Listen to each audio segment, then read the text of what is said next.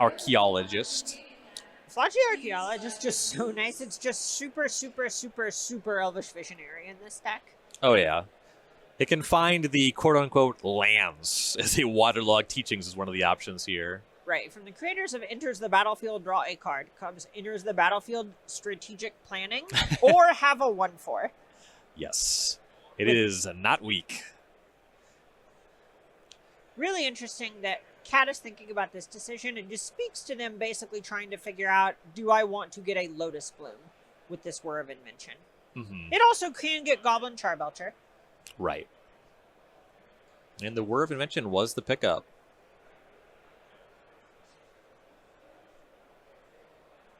One of the axes that the Mono Blue Belcher fights on, the way that it's able to survive until turn 4, is a lot of free counter spells. This Cavern of Souls is a really big deal on that front, though. Mm-hmm. So here comes a glaring Flesh Raker. Card is nice. It's even better with haste. Yes. Attack for 7 this time. Archaeologist is going to eat 3 of it. 4 will come across. Catt to 9? Not much. Lotus Bloom down to 1.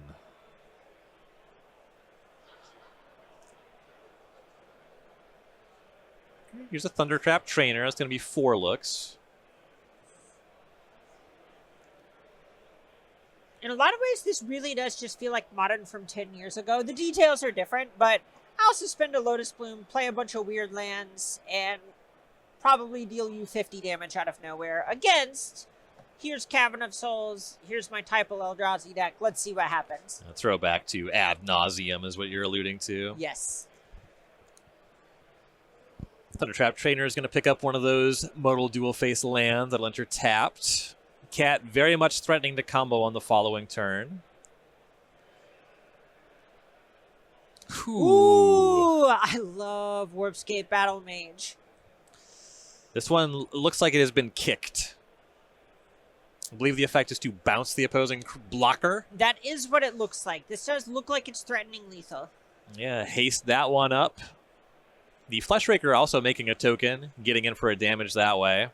And an additional colorless body. Yeah, another Eldrazi for the line breaker. Yeah, a couple points off of the Fleshraker. Both players just kind of confirming that they both know what's going on in this game. But it is lethal damage. That's what's going on. That is what matters, is Catt picks them up, sending us to game 2. Yeah, Taidhg Tajalli on Eldrazi aggro, not ramp. Eldrazi aggro. As players go to the sideboard, Nate Catt on Mono Blue Belcher. Looks like he could use some help after that one. What does he have? So, a lot of things to like in the sideboard. So, Harbinger of the Seas is a card that can make it really hard for Taidhg to actually play the game. Consign to Memory is one that is really tough, right? Where Cavern of Souls is going to let the spells actually power through it, but Consign to Memory is at least going to be okay against a lot of the triggered abilities. Even if it's just buying you a turn of haste in the face of a line breaker, that's not that bad. Yeah, it makes sense. And then for Taidhg, on the Eldrazi ramp side of things, this is certainly a deck that was likely something that Taidhg was aware of going into the weekend. What looks good in the sideboard? I like Vexing Bauble. This is something that's pretty good against the likes of Lotus Bloom in particular.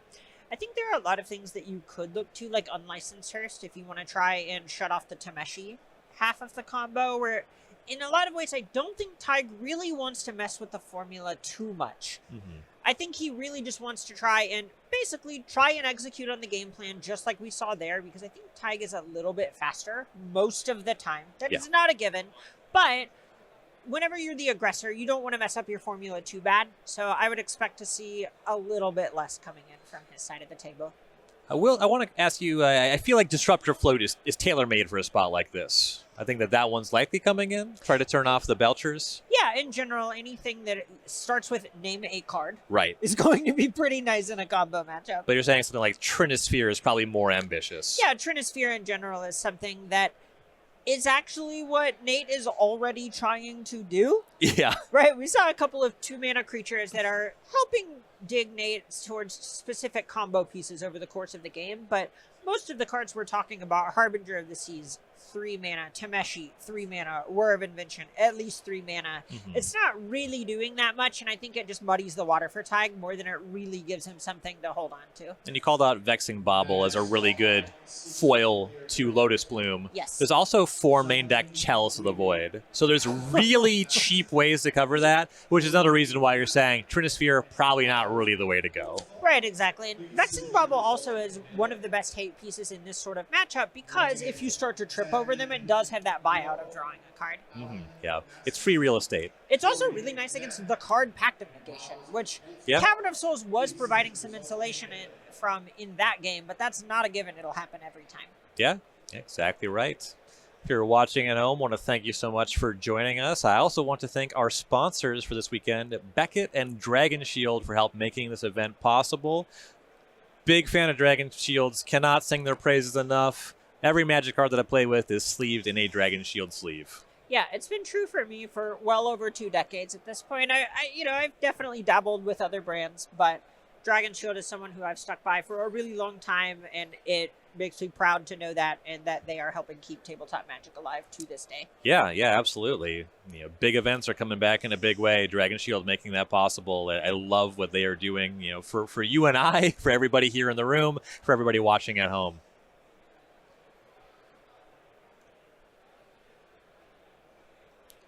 Right, we are underway for game number 2. Looks like we once again have the suspended Lotus Bloom, this time Catt on the play.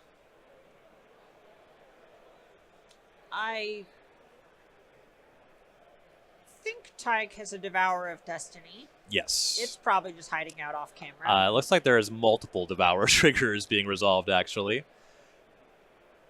It's kind of a weird way that one's resolved, where you reveal them during your opponent's first turn if they're on the play, and then you resolve them on your turn. Correct. Cavern of Souls and Vexing Bauble. That's quite the 1-2 punch in the matchup. Ooh, yeah. This is one of those ones that a lot of people say, oh, yeah, I'm 90% in this matchup. And you just go, no, you're not. Like decks don't always even work that often. Like, that's not... Come on, can we... You're probably 70% and it feels unlosable. I get it. This might actually be a 90% matchup. This start is unreal. This is really tough. But I don't think Nate is completely out of it. The nice thing about the deck that he's brought this weekend is it can just play a 4-mana card, and if Nate untaps, game over. Well, here's where it compounds, though. There's Eldrazi Temple into turn 2 Eldrazi Lawnbreaker, once again attacking for 4 very quickly. Whew, uncounterable, no less. The uncounterability on the Cavern, the Vexing Bauble checking Lotus Bloom, that's all really strong. And now the Line Breaker is the clock. So Catt needs to figure this out, and pretty quickly. If there is some way to bounce the Bauble, we could be looking at a Charbelcher win next turn. Right, there were a couple of copies of Into the Floodmaw, which is really the main thing that I think we're going to see from Nate here, is trying to thread that needle as best as possible. Catt will pay 3 life for the untapped Seagate. We go back to Taidhg. Okay, I mean, that's War of Invention, land, Belcher, kill you. War of Checks Invention out. for Lotus Bloom, Yes. specifically. Yeah, putting it onto the battlefield just works. Right.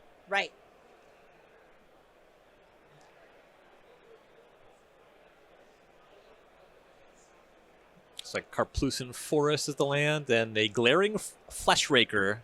Sorry. This is the common, the Writhing Chrysalis, bringing 2 Eldrazi spawns with it.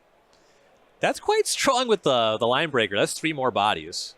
Ooh. All right, and you can see in some ways it feels like Nate might be considering the consign at this point, thinking about triggers. I think it is somewhat unlikely, but it's not out of range. Yeah. Yeah, something to try to buy yourself a turn.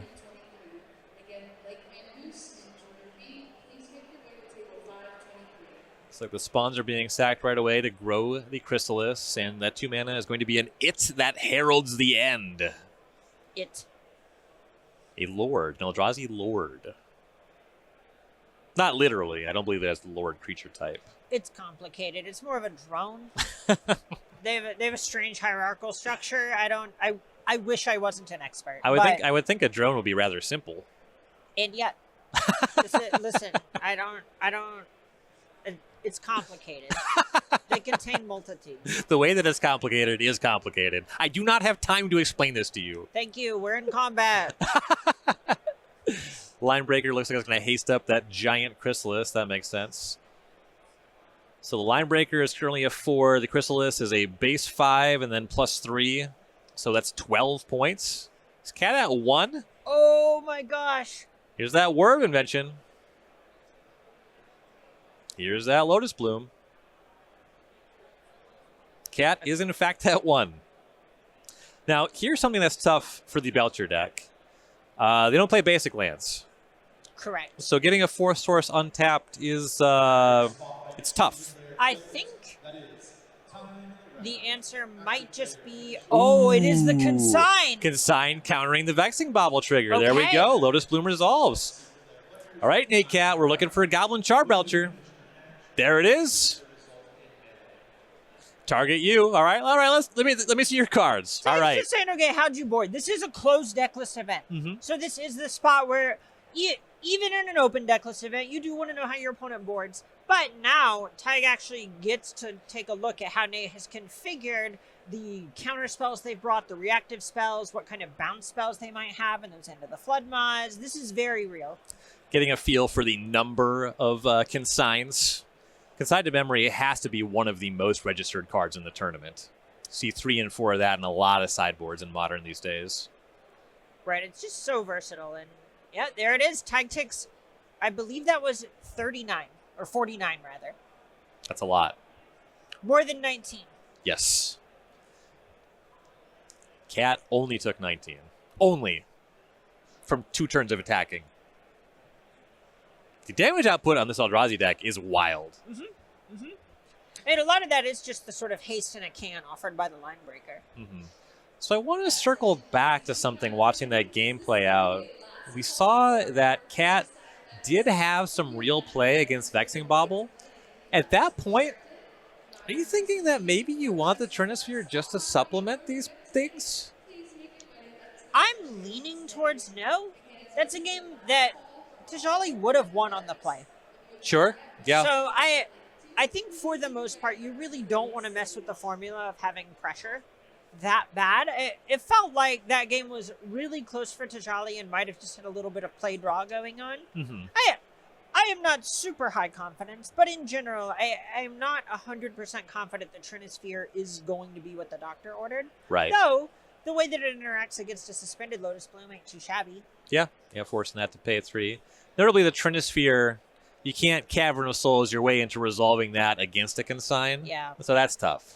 Right, it feels like it's weak to a lot of the cards that your deck is already kind of weak to, with the core difference basically being that you can't Cavern it out, and when Cavern is blanking a bunch of other cards in the Disrupting Shoal, Pact of Negation space, it is a pretty tough sell to just kind of give that lightning rod to your opponent on purpose.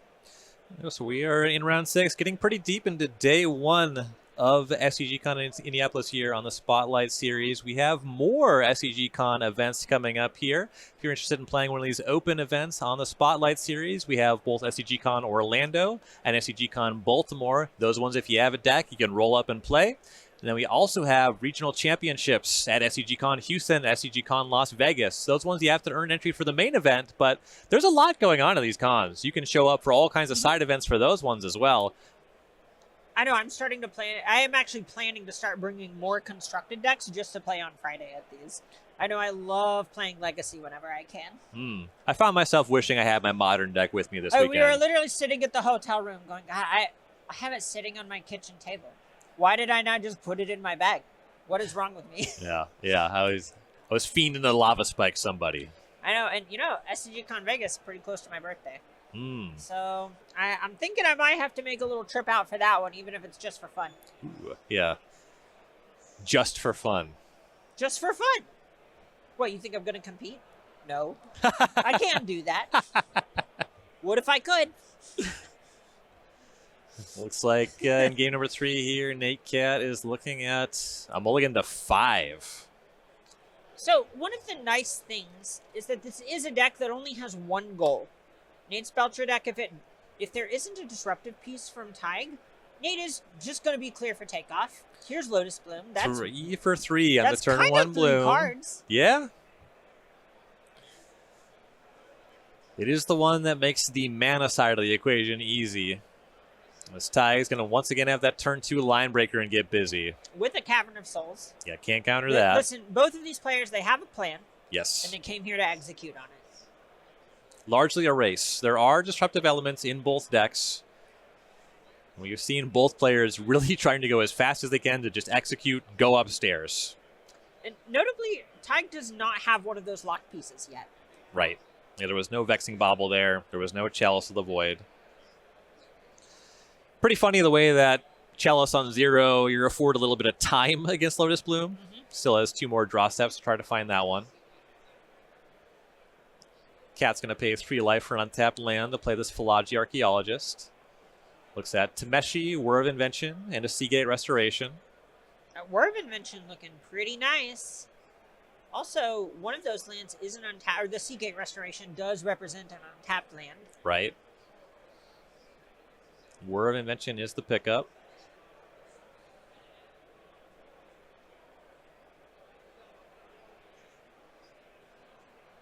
And back to Tajalli. We saw untapping with Linebreaker representing a ton of damage in the last game. Writhing Chrysalis just did a ton, and here is Writhing Chrysalis. Here's 2 spawns. I mean, in a lot of ways, this deck does one trick. Right? It cranks out an attacker a little bit ahead of schedule, and that's what we've seen Taidhg execute on multiple times. Linebreaker pumps the Chrysalis, currently attacking for 9. Checking if the Linebreaker gives Trampa. Kind of the same either way with 3 toughness. Well, if it doesn't grant Trample. Yes, it would be better to make this block. Right. Yes. All right, and it does not. It just gives haste.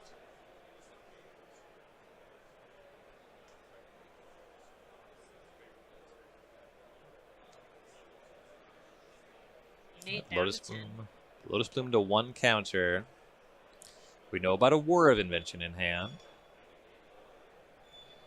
And I'm not seeing anything in the way of the instant speed colorless spells that Taidhg could have to disrupt things here. Thundertrap Trainer is going to be 4 looks.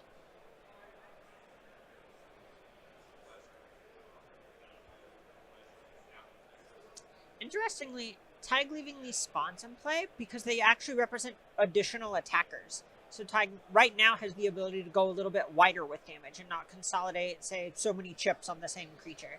Yeah, the Linebreaker can pump one of those, split up the damage that way. That's a really good point.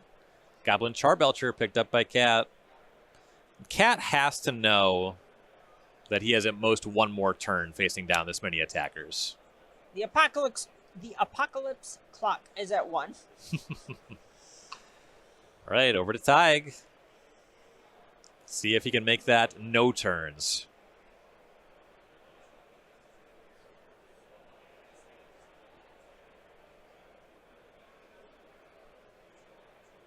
Ooh, big play here. Whoa, Kozilek's Command, making a bunch of Scions. So sacking the 2 Scions grows the Chrysalis up to a 4/5. Get the blocker out of the way and tend to make 3 more Scions. That's 3 Scions for both the Linebreaker and the Chrysalis. Whoa! This is way over lethal. And it resolving! Oh my gosh, okay. Oh, this is so much damage. Way more than enough. And Taidhg Tajalli is going to advance to 6-0.